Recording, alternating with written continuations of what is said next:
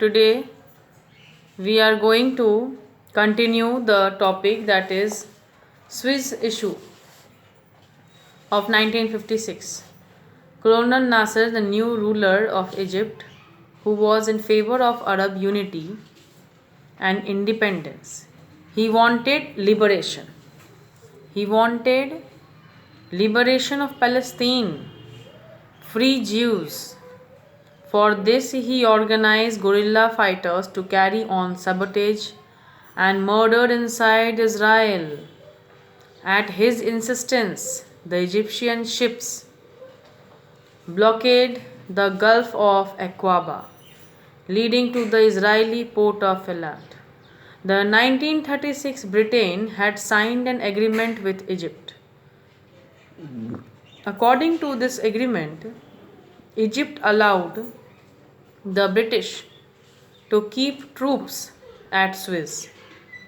Now, this treaty was due to expire in 1956 and Britain wanted its renewal. Britain wanted its renewal on what demand? That so that they can get the entry through Suez Canal issue. Nasser also sent help to Algerian Arabs in their struggle against France. He also signed an arms deal with Czechoslovakia for Russian arms and ammunitions. So, here the Russian experts now came to Egypt to train the Egyptian army. As a result, the Americans became furious because the Western powers were no longer in a position to control arms supply. In this situation, in 1956, Britain and France went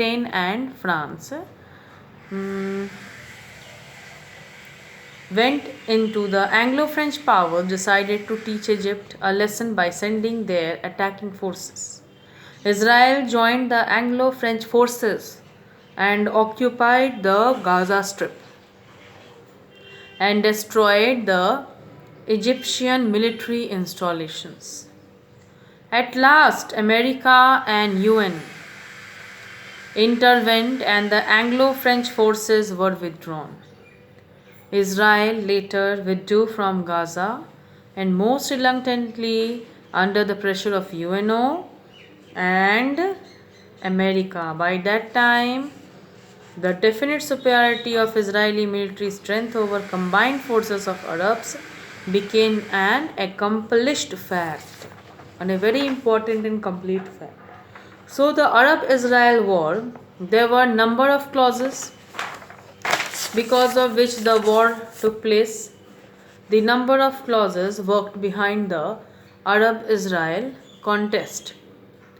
1 million Arabs became homeless as a result of Arab-Israel conflict. Since 1948, the Jordan water dispute between Arab states and Israel also created tension in West Asia. The border dispute between Israel and the Arabs was also a cause of the dispute. As the Western countries supported the Israel, the Arabs opposed it. Mentally, the Arabs never accepted Israel and regarded the Jews as alien there. The immediate cause of the war was the border dispute in which Nasser of Egypt supported Syria. So, in this situation, the 6 Days War of 1967 took place. The causes of the war were: the main cause was the increasing tensions between Israel and its neighboring Arab states since the formation of the State of Israel in 1948. Israel adopted a policy of diverting water from Jordan River to Negev Desert, and this became the cause of the tension. Thus, this angered Arabs so much that they threatened to divert this flow to the Lake Galilee in 1965, and 1966 Israel bombed Syria. Soon after, they began implementing the policy of diverting river water from Israel. The PLO and Fatah movement started against Israel. As a result, the already tense situation became extreme. In the meantime, a militant anti Israel group, the Baath Party, came to power in Zaire in 1966. Taking advantage of the Cold War, both Egypt and Zaire got arms from Soviet Union. President Nasser also took a militant stance against Israel.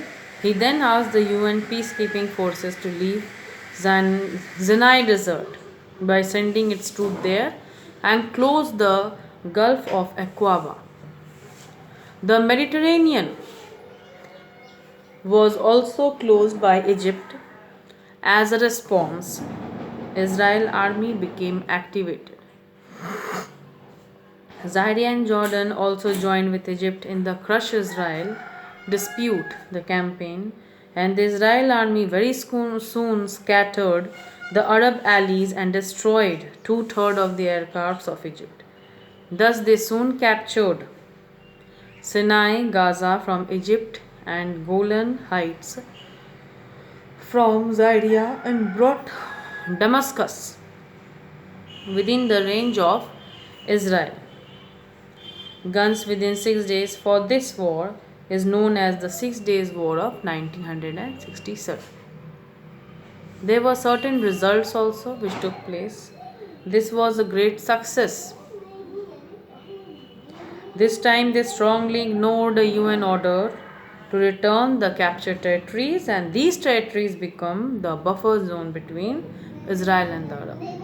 So in this situation, what happened? The PLO and Fatah movement started against Israel also, and as a result, the already tense situation became very extreme. The PLO Fatah movements of the Arabs, anti-Israel militant groups started to arise. President Nasser of Egypt also took a militant stance against Israel now. They all were the Islamic groups who were making their groups to fight against the Jews of Israel, to crush Israel. So this was the great success for the Israel. This time they strongly ignored UN order and captured territories. These territories became buffer zone between Israel and the Arabs. But this also created a new problem for Israel, because Israel had to deal with about 1 million extra Arab refugees who were now under Israeli rule. These Arab people now lived in refugee camps on the West Bank and the Gaza Strip. This was a great humiliation for the Arab states, for specifically for Nasser.